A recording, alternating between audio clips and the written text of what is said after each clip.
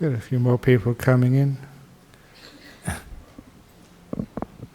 We were a bit afraid that people were doing their Christmas shopping tonight, but it's much cheaper to come here than go Christmas shopping, and far less stressful.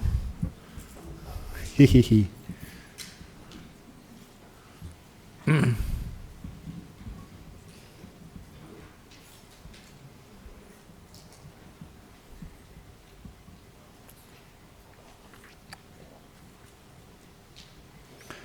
Okay, most people are in now. And as you usually know, that try not to plan the talks on a Friday evening, and just listen to few people. And there has been a couple of suggestions. And it's going to be a bit of a mishmash, like usually, and just to see where the talk goes. But I have a little idea of where I want the talk to progress to. We're going to start off with just some of the problems which I'm sure you have been reading in the newspapers right now. There's a global meeting in Paris on dealing with climate change. There is many problems in this world with terrorism. And somebody that they've been asking me for maybe a year now to talk at least something about treating animals with respect. And each one of these is a problem which does tax our minds. But first of all, some people ask, well, what is the Buddhist position on these things?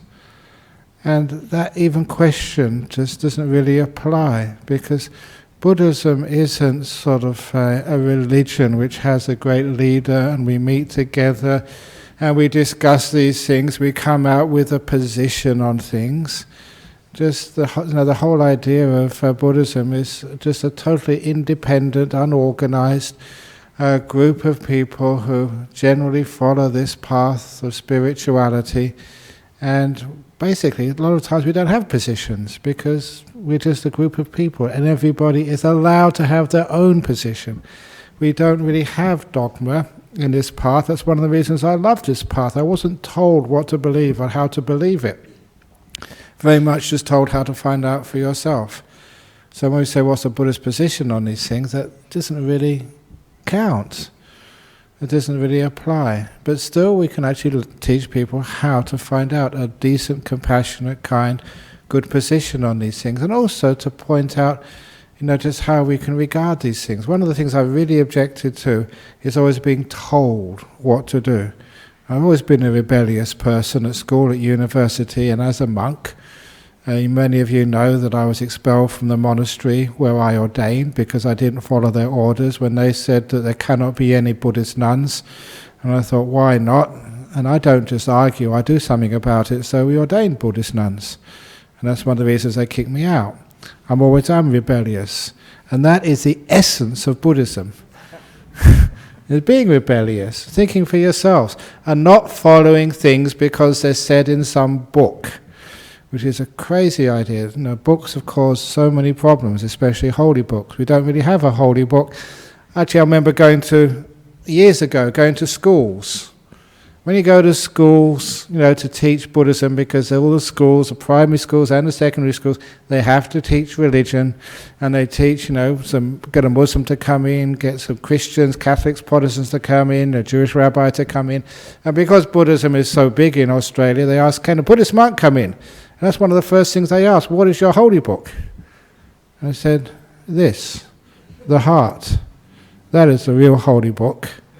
And this is one important thing which I still remember, taking something from what I read as a young man, Voltaire, the great French philosopher, and he said some amazing things, which I love quoting. One of his favourite quotes was a little bit of science for you, a little bit of mathematics, just to give this talk some class.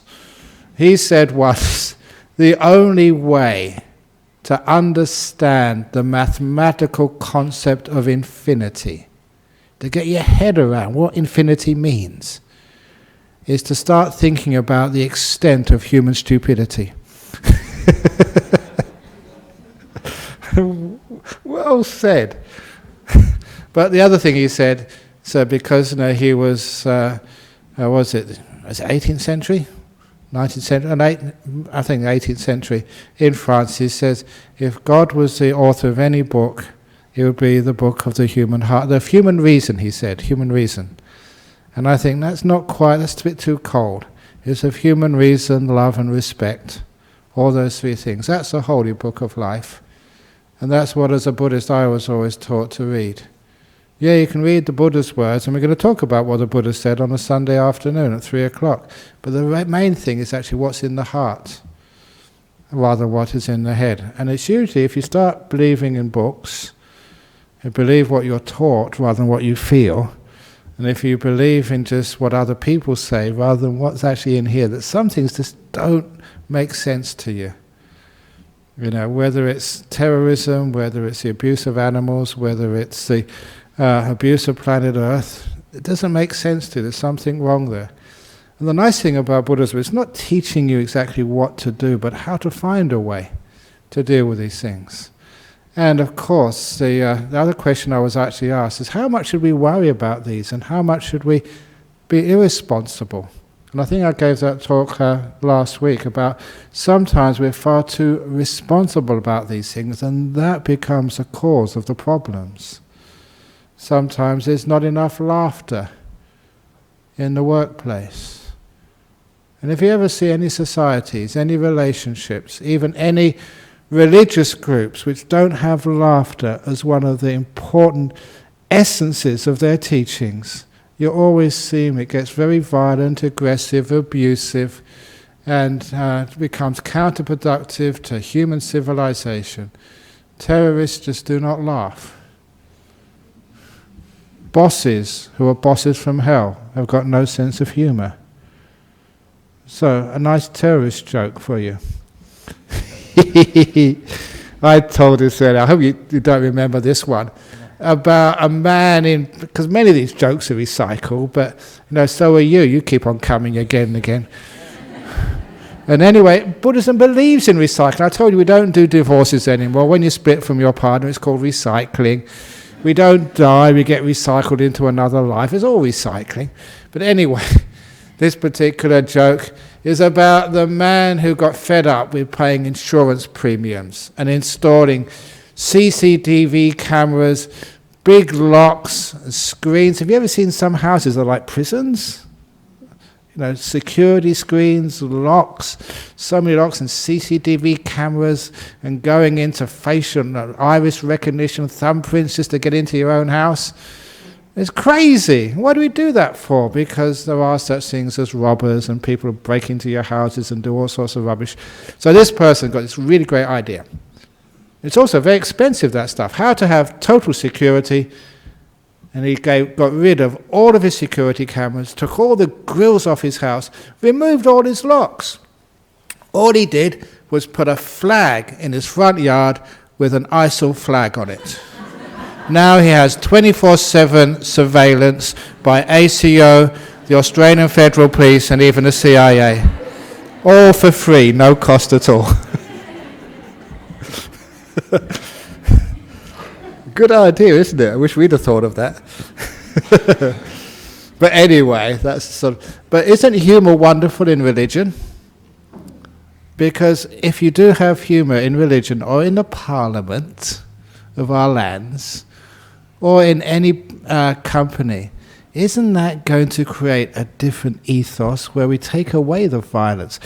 I also was, there's a huge media about domestic abuse.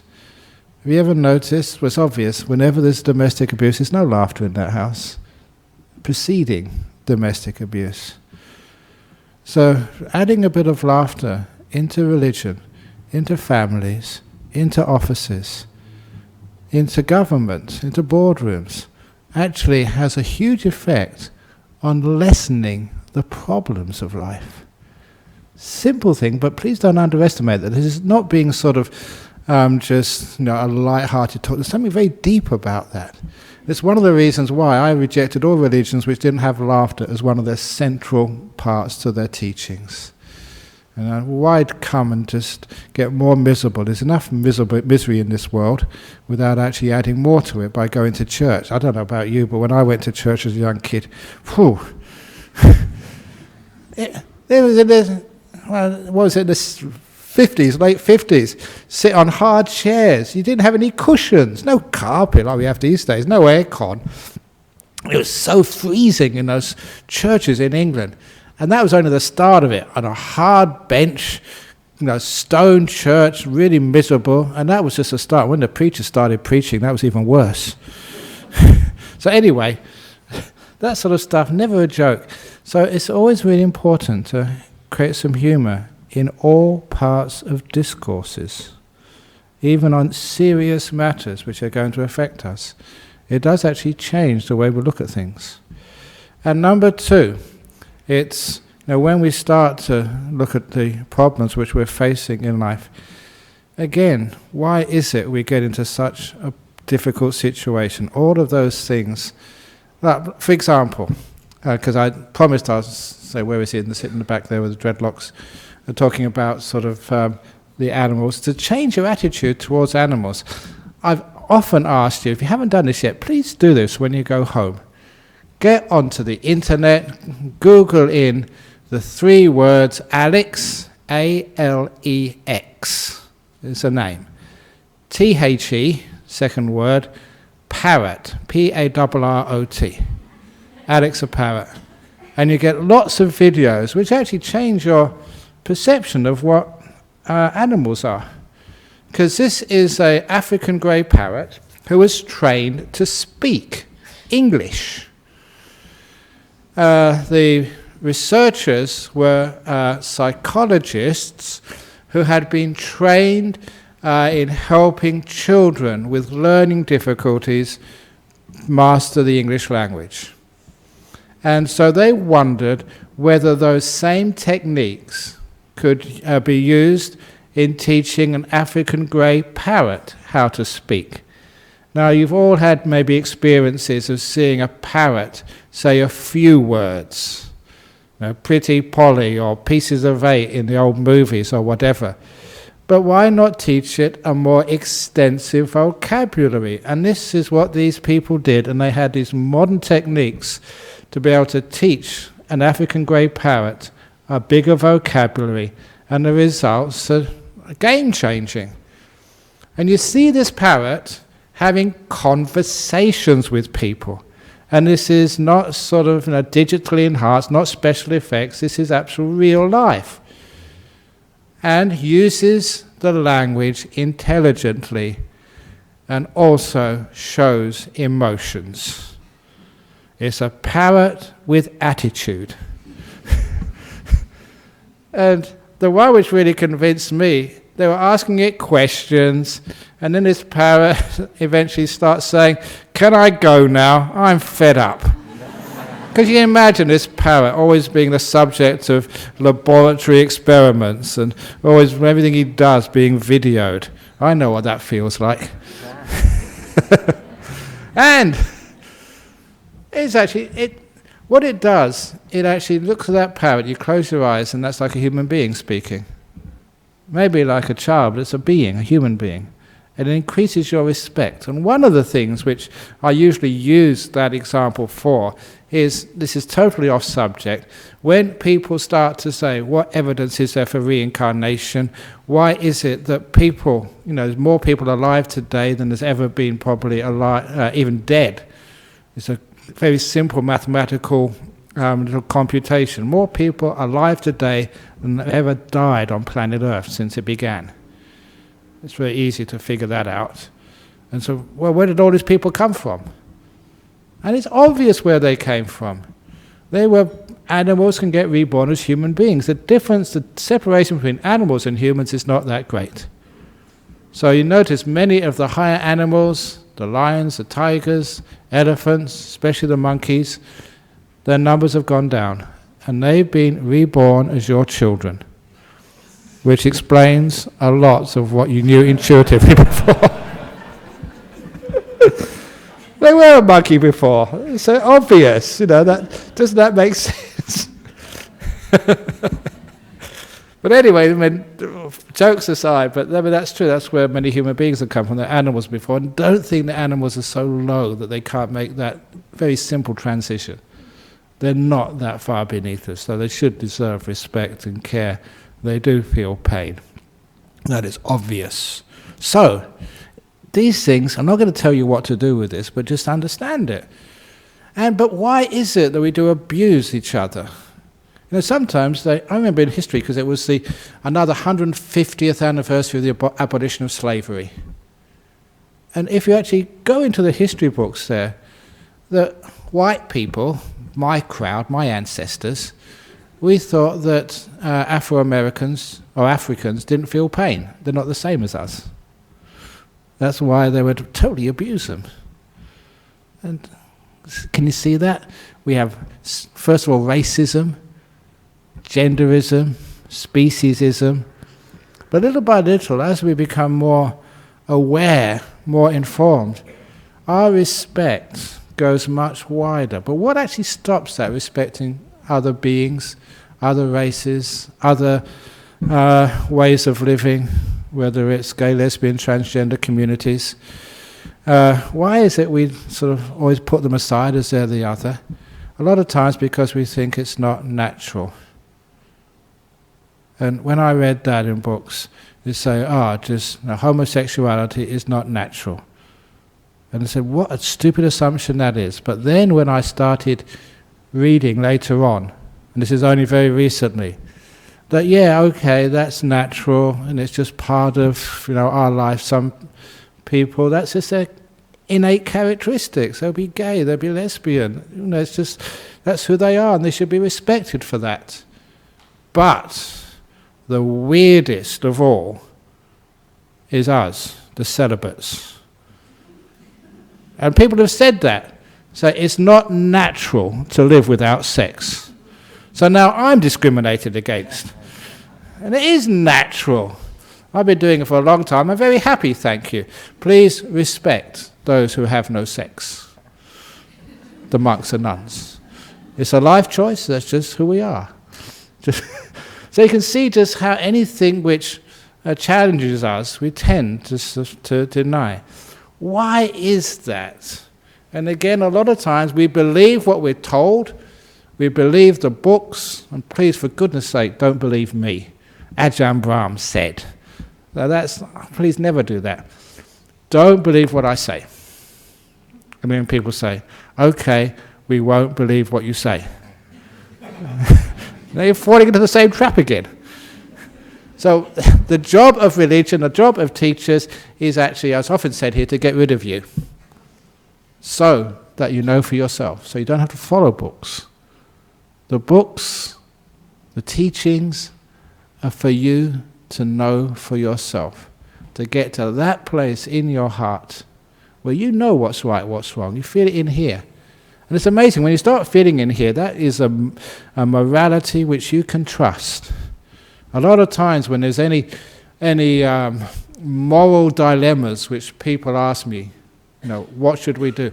You don't sort of think about it, you feel it in here, what is right, what is wrong. And this is where you can trust more than anything else. More than any book, any dogma, any religion, the point of Buddhism is actually to teach you how to connect with this inner feeling inside of you, so you know what feels right, what doesn't feel right, and it's not perverted by your wanting, which is the biggest problem of all. I wanted to get into this because when you look about sort of global warming, the abuse of animals, the abuse of people who are different than us, the lack of sharing in our world, the problems we face, whether it's terrorism, it just all comes from this craving business which the Buddha pointed out. Why do we want so much? And a lot of time is because we just do not understand just the nature of freedom and happiness. And we got into this stupid materialism where we think that getting what you want is going to satisfy you and give you contentment and happiness.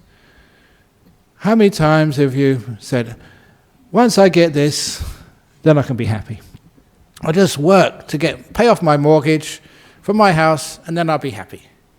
I'll just find that person out there who's meant for me, my soulmate. And once I meet her, meet him, then I'll be happy. Once I get the marriage out of the way, then I'll be happy. Once I saved up enough money, I retire, don't have to go to work anymore, then I'll be happy. Once I get this weekend over, then I'll be happy.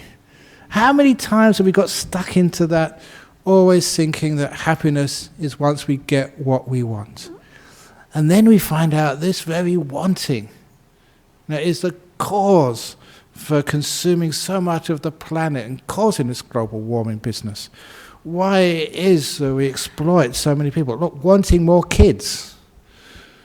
There's enough children on this planet already. There's enough people, it's actually too many. So why do you want children? That's my right, that's natural. Is it?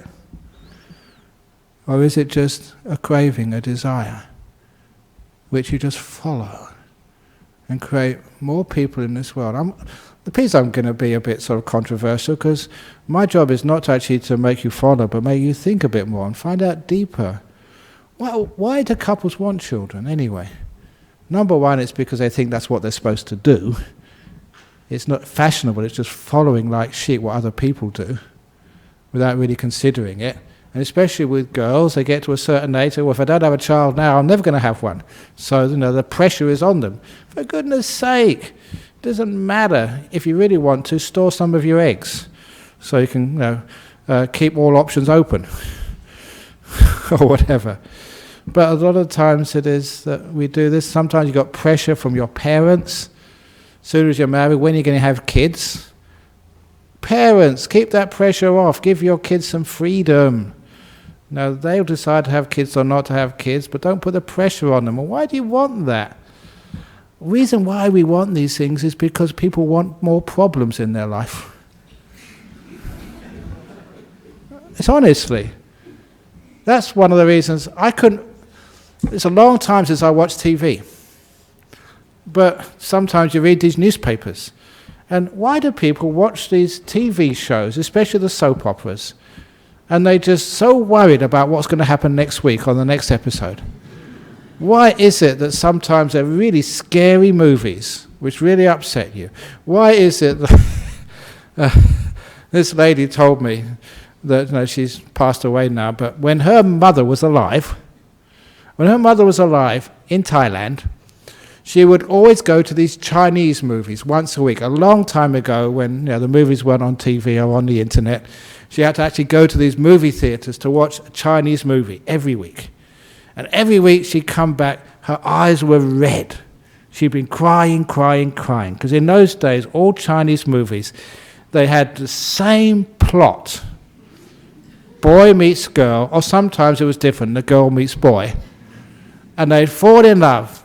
And somehow or other, in the Chinese movie, it was never a good ending.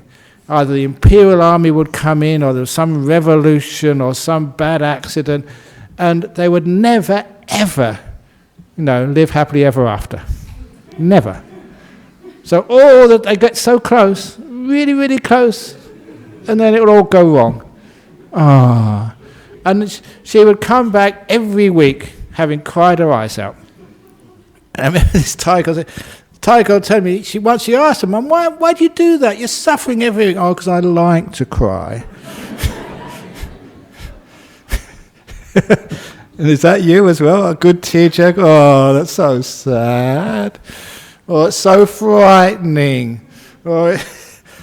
Because human beings, they're afraid of peacefulness and contentment and happiness.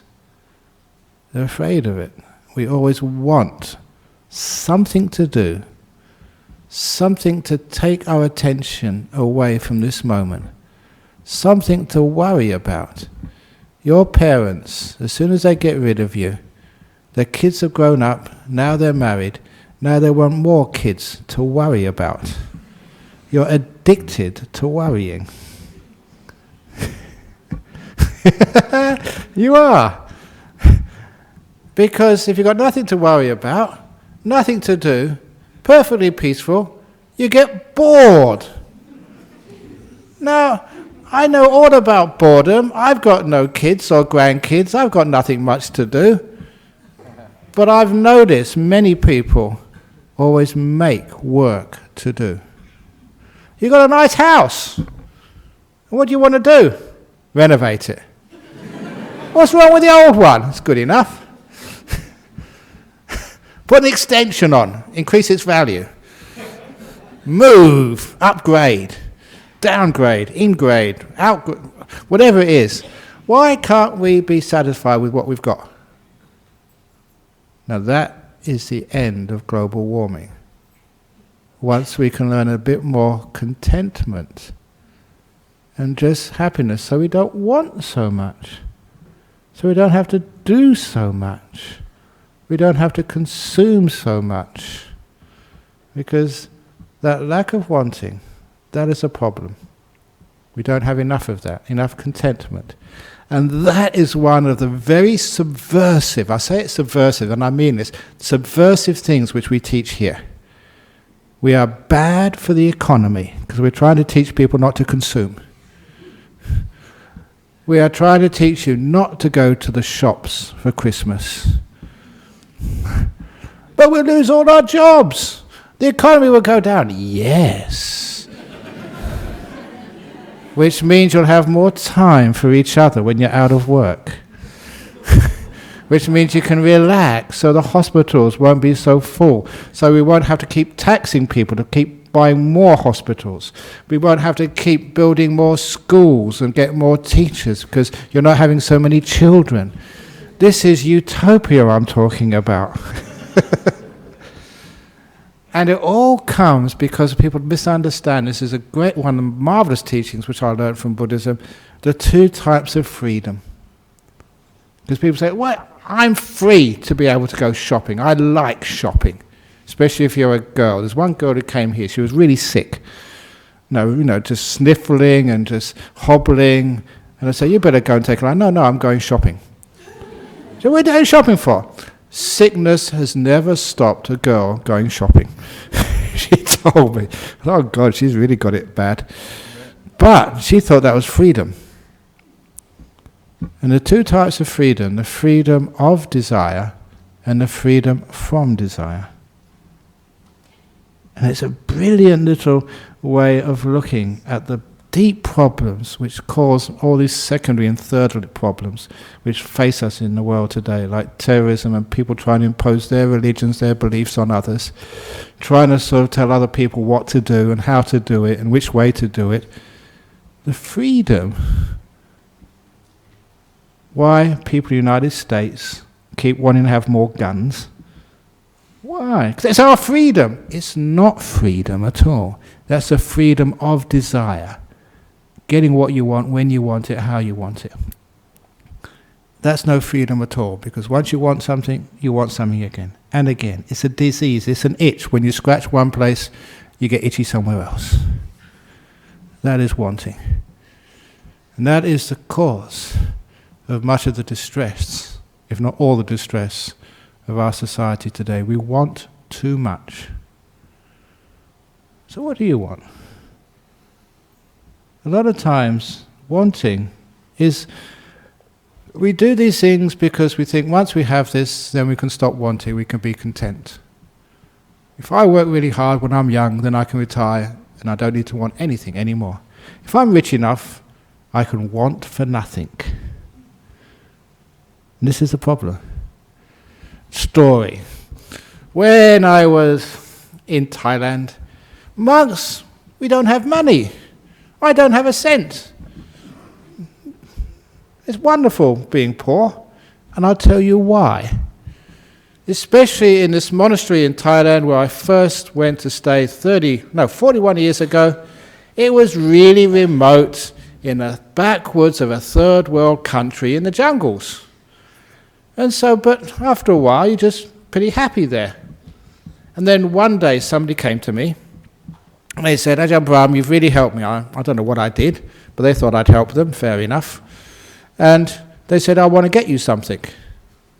Just for you. Not for the monastery. I'll give you enough donations for the monastery. For you. what do you want?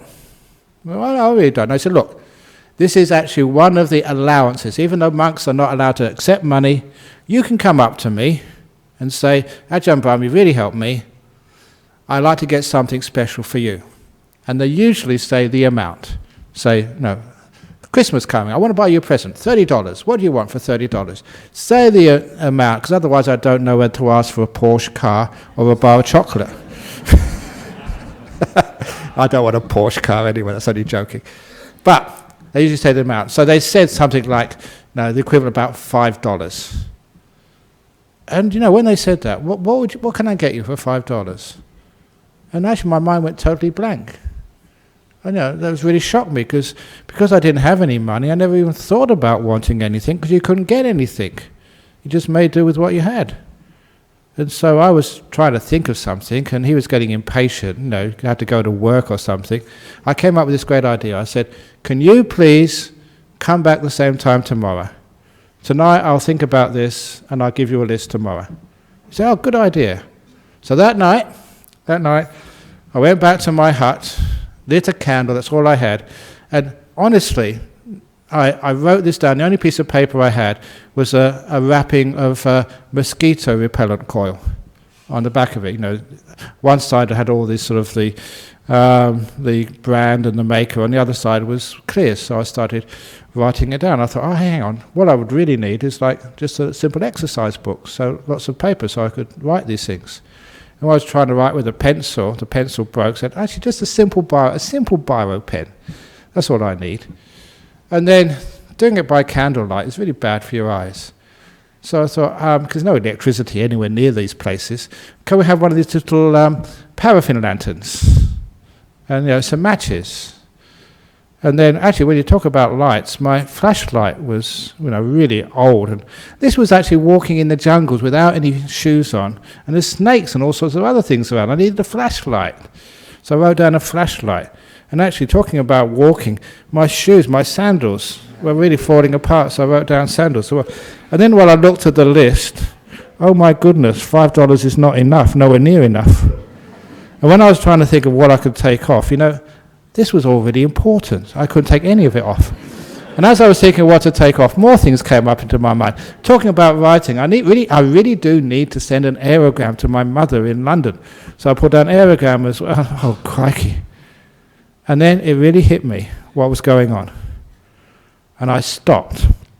I took that piece of paper and I scrunched it up. I threw it as far away as I possibly could. And when that guy came the next day, I told him, don't you ever do that to me again. I was such a happy monk when I didn't have the means to want anything. And now you gave me $5 and it's driving me crazy. It was never enough. And how true that is. Honestly, if you won the lottery on the weekend and you got $5 million, would it be enough? You'd probably say, I'll give it a try. But I guarantee it will not be enough for you. Apparently, research has shown everybody who wins the lottery buys another ticket the next week. How crazy is that? There's no end to wanting. And whatever you have is never enough. That is why you have to stress yourself out and work so hard in your life, why you'll never find enough, and you'll die still wanting something more. Is that the way to live? That is why we rape this planet. That is why that people are fighting for more share of the pie. That is why, there is so much abuse and violence. And that's why we just, even animals we don't respect anymore. And it's all because we want far too much. And have a look. How big a house do you really need? I've been trying to push this to people. Small houses are just so warm and loving. Big houses, like the stuff we have here in Perth. Honestly, I'm sorry, builders and real estate agents. I'm going to put you out of a job too. Small house. I grew up, as probably many of you grew up, in such a tiny house with my mum, dad, my brother, always sharing the same room with my brother. Sometimes people say they slept 6 or 7 to a room. Sometimes in the same bed with their brothers or their sisters. And that's where you've got to love each other. These days, your children each have their own room. You hardly ever see them. They're in the room. You have her room and his room, which means you don't get on together anymore. That's one of the reasons why there's so many divorces, why kids just don't get on with their parents, parents do not get on with their kids.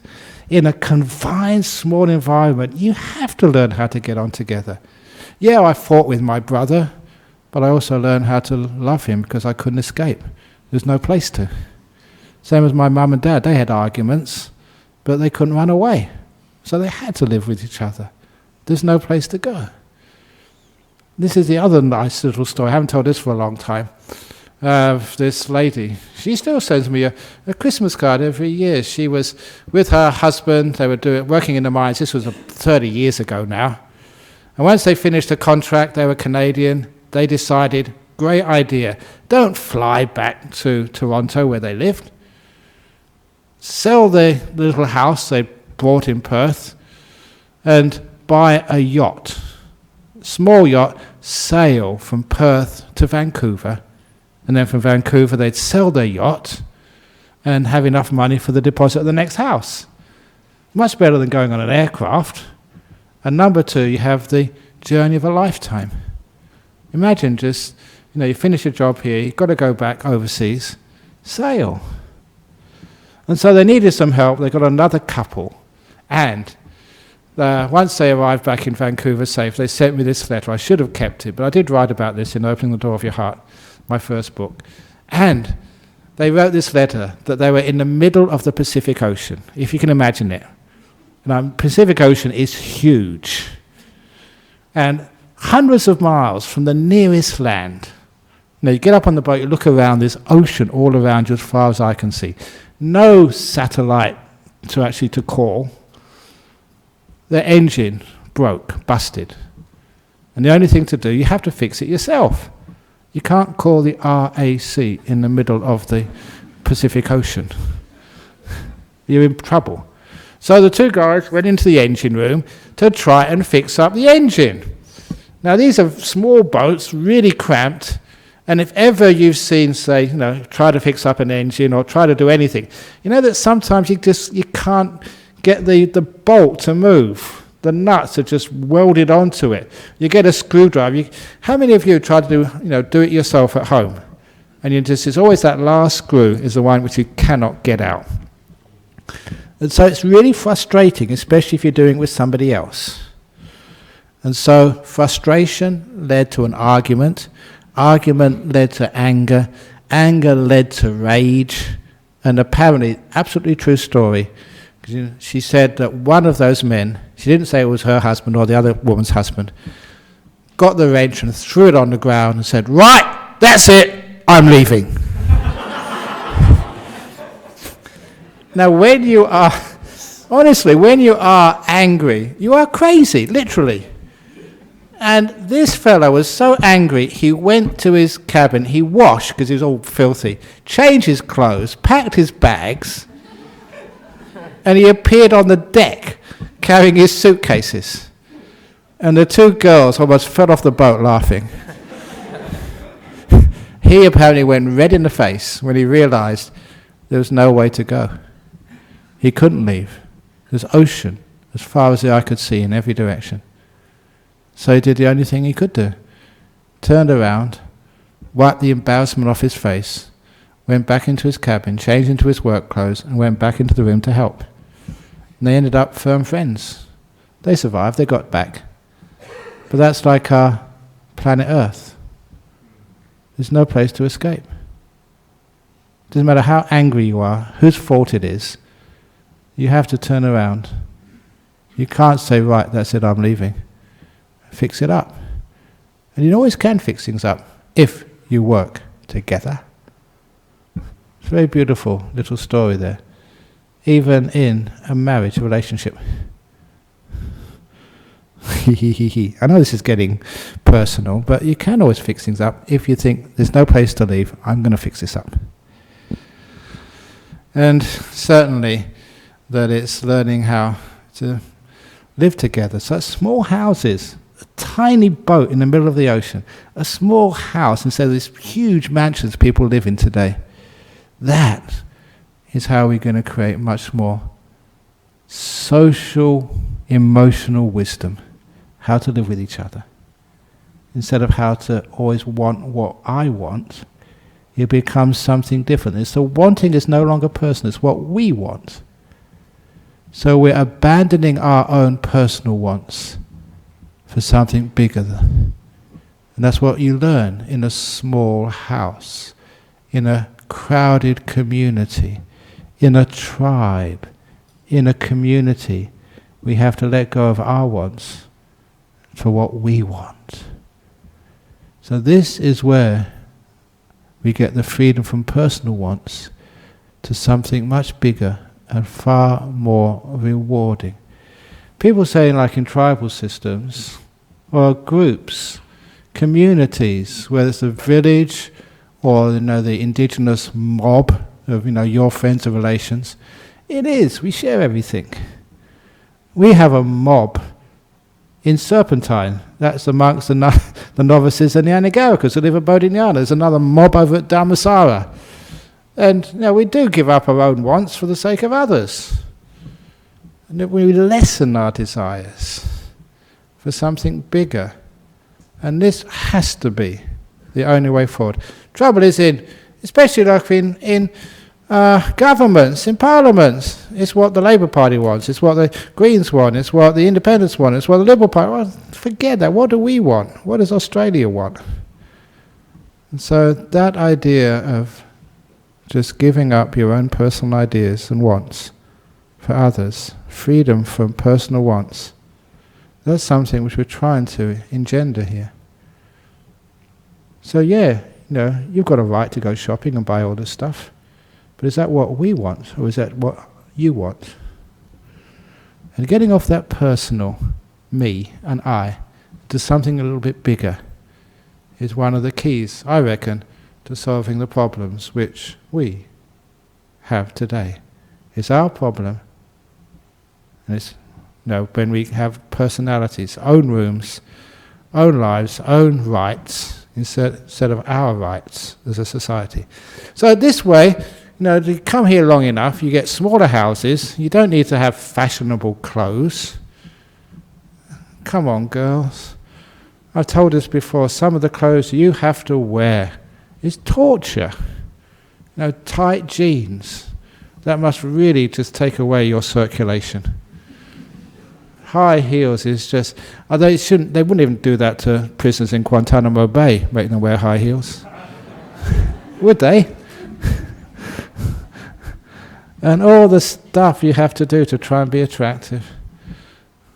Give yourself a break. And guys, don't make your daughters, or your children actually get into that sort of stuff. Look after your body, care for your body, and don't torture it so much. So, anyway, we have all these things about fashion. They cost a lot of money, they cause a lot of damage. Why can't we live a more simple life? So as monks and nuns, we try and do that. We're celibate, we don't have kids. Many of you have been to my house. I tell the monks in my monastery, I don't live in a house anymore, I live in a tourist attraction. It's a little cave. And it's about 3 meters diameter, not even radius, diameter. Just a little mat. It is a mattress, about that thick. That's where I live. And I like people visiting, simply because it's one of my teachings. This is all you need to live. You don't need big houses. And my robes, I've only got one of them. So nice and simple. You don't need to have fashionable clothes. And when these break, you just patch them up. Why can't you patch up your... Have you seen it's really fashionable these days, all these ladies in these jeans, which are all torn? But apparently they buy them like that. So you wear them until they become like that. Be natural.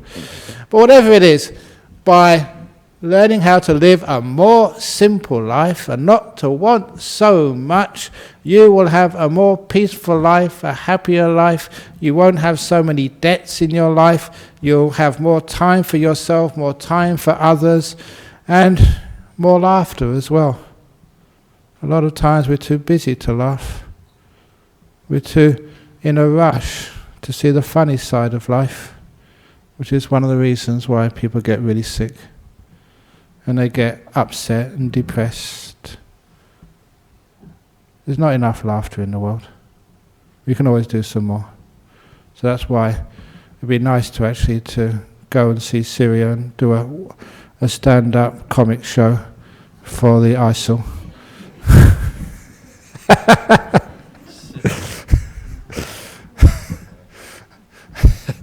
Anyway, I'm sure that would soften a few people if they'd allow themselves to laugh. But anyway, a lot of times, you can see that just by wanting so much, we create so much harm. And we don't realize just, why do you want so much when you have so much already? And just acknowledging, realizing what we have already. The person you live with already is more than good enough. They're not perfect. But trying to change it for someone else is not going to give you any more happiness. Learning how to be content with the one you have. Learning how to be content in the house you have. Learning how to be content with your salary or lack of salary. Always seeing the positive side. And if you haven't got a job, you've got more time to be with people. And more time for yourself. You can rest, relax more. If you get another job, you can always live more simply. And if your kids more content, if they do well in the year 12s, fine, they can go to university. If they don't do well, fine, they can become a monk or a nun. Whatever, there's always a place for you somewhere in life. And that way, when there's more contentment, less wanting, I think that is an important answer to the problems which we're solving in this world today. We look at wanting materialism as a source of our happiness, and we forget the real source of happiness is in the simple things which we have already. Just the time for our people we love, being with each other, that doesn't cost anything. Yeah, it costs a lot of money to go and see Oprah Winfrey, but how much money does it cost to go and see your father or your mother, or your sister or your best friend? That doesn't cost anything. Yeah, it costs a lot of money to go to the shops and buy things. But how about just giving your partner, loved ones more time over Christmas? So that's my gift for you. Or what do you really want in life? Sometimes I used to ask myself, what do I really want, Ajahn Brahm? What do I really want? $1 million? Nah. Just a new monastery? No, I've got too many monasteries. What do you want? You know what I want? I just want a bit of peace, kindness, respect, love. Isn't that what's really important in life? That you're respected and people understand you. You're not perfect and forgive your mistakes. That you have some love and friendship and kindness and good fun together. Isn't that what you want? That's what I would like for Christmas. Doesn't cost anything at all except the gift of time. That's what we should really want. So after a while, we ask, what do we really want? Last little story. Can we do? Yeah, one little story. It just comes to mind. Because this is in the latest book, Good, Bad, Who Knows? What one really wants. And it was a story of the thief who came to a temple one night, and the abbot was woken up early in the morning. He heard something in the shrine room. At first he thought it was one of his monks getting up early to meditate. Then he thought, no, not my monks.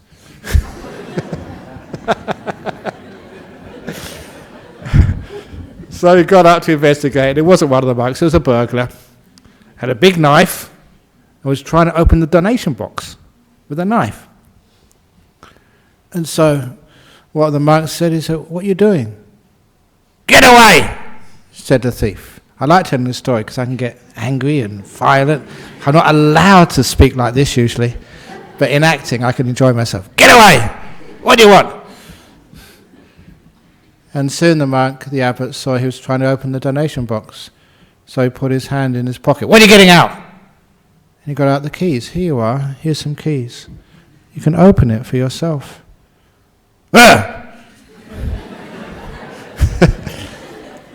And the abbot explained that these are donations, for poor people like you, to help the world, to do what Buddhists are supposed to do, for kindness, compassion. Help yourself. Is this some sort of trick? No, help yourself. So you're not stealing, I'll give this to you. So the thief, he opened the box and filled his pockets full of cash from the donation box. And the monk was just standing there smiling. And then the monk said, excuse me, but when was the last time you had something to eat? None of your business! He said, in the cupboard above the donation box is some food left over from the meal today. Help yourself. And still pointing the knife at the monk, because he didn't trust this monk, he opened the cupboards and filled his pockets full of food as well. And then before he ran off, he said, and don't call the police! Why should I, said the monk. I've given this to you. Go in peace. And so the person ran off. And the monk explained that to his committee the next day. If I did that, what would your committee say? Would you be proud of me? I hope so. So, explained to the community, yes, at last, a really good monk. That's what we're proud of. You can get donations later on, but aren't people more important than money?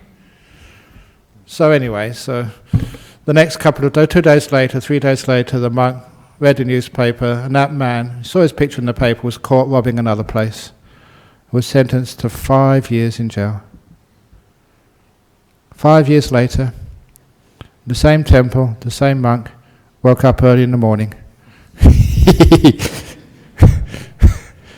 He went into the shrine room. Who he saw there? The same guy, 5 years older, with a knife, trying to open the donation box. And the monk said, okay, you again, here's the keys. And that's when the thief smiled at the monk, put down his knife. He said, it is me again. I've come here to steal again. But last time I stole the wrong thing. Last time I stole food and money. I've been thinking about you every day in my cell for the last 5 years. You are the only person I've ever known who showed me kindness and forgiveness. That's what I always remember. I've come to steal the secret of your kindness. Please make me a monk. What a beautiful story. That's what he really wanted all along.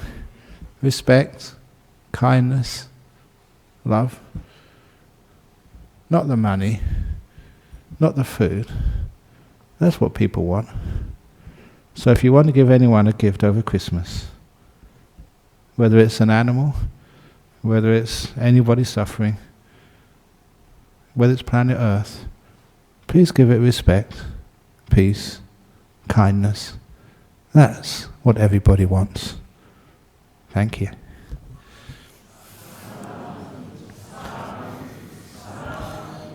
Okay, get some questions from overseas. Here we go. Very good.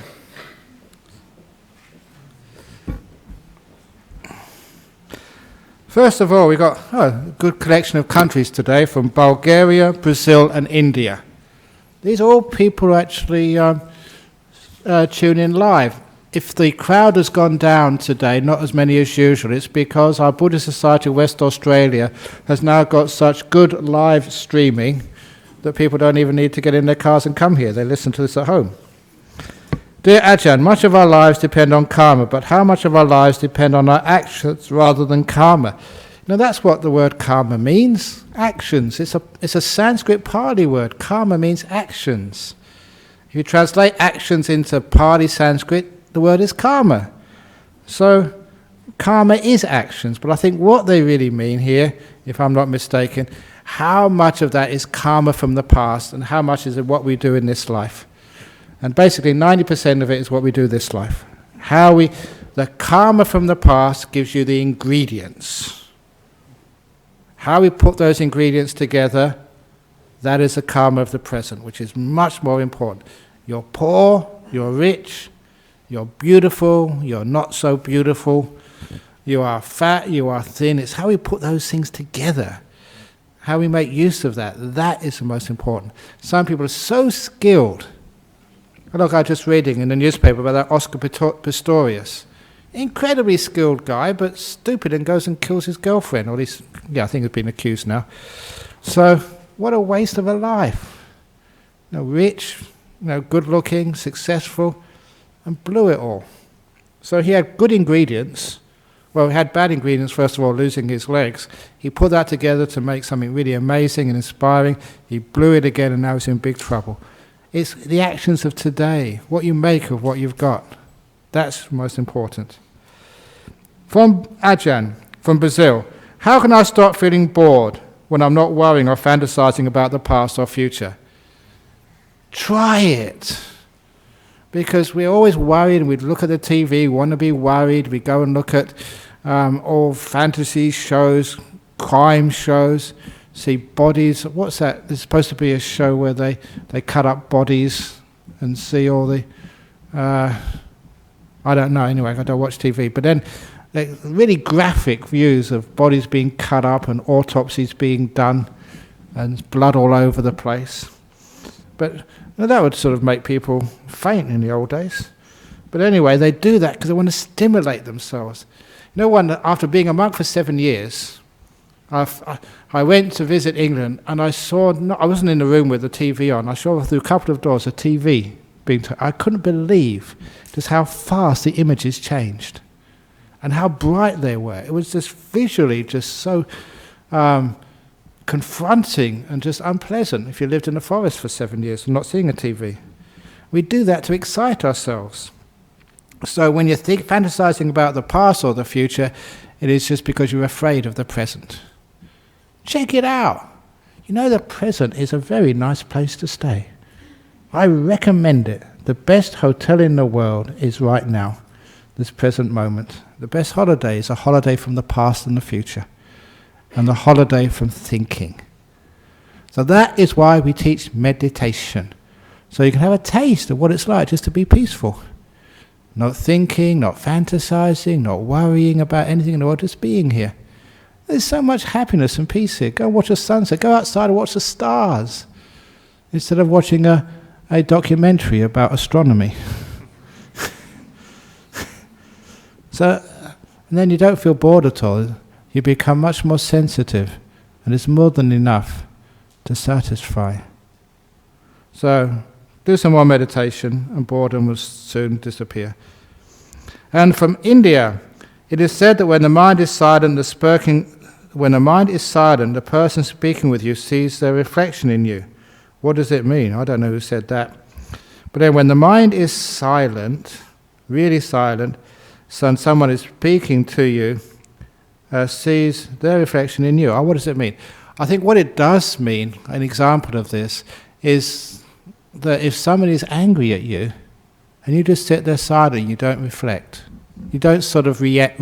They're angry at you and you sit there not reacting at all. They see their own anger. If you react, they don't see their anger, they see your reaction. So it's a wonderful thing that as a monk you can do this. Somebody shouts at you and you're perfectly silent, you're not reacting at all. And the person who gets angry at you gets incredibly embarrassed. Because all they see is what they just said to you. It's sometimes called, I've called this the 30 seconds of silence. Someone shouts at you. When they've finished, don't say anything. Don't respond. Give them a chance to reflect on what they've just said and how they've said it. Usually, as soon as they've shouted at you, you shout back. They don't have a chance to realize the terrible, stupid, bad, uncivilized way they've just spoken. So that is one example. And of course, if a person is silent, however you've spoken to a person. Because they're not saying anything, not reacting, the only thing you can be aware of is what you've just said and how you've said it. So it is true. The person who just spoke to you, they see the quality of the speech they've just given you. It's a wonderful way of helping them reflect. So if it's your son or daughter has really been disrespectful to you, don't say, "Up to your room." Just look at them silently. Give them a chance to reflect on just how inappropriate their words or their actions were. It's a great psychological tool. So anyway, I hope that answered the question. Sometimes I always say this, but on the one sentence or two sentence questions, you can't have more than that. Sometimes I get the meaning, sometimes I don't. If I didn't get the meaning of your question, I do apologize. Any questions from people here before we finish up tonight? Okay, very good. So I hope you enjoyed the talk, and I hope you're content and you live a more simple life and give yourselves those Christmas presents which really count. Not the ones you get from Coles and Myers.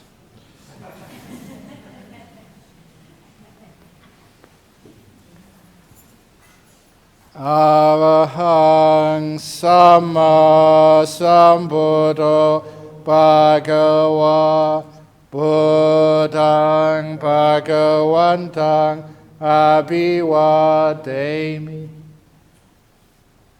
Sawakato Bhagavata Dhammo Dhammang Namasami Supatipano Bhagavato Sawaka Sangho Sanghang Namami. Crazy? Okay.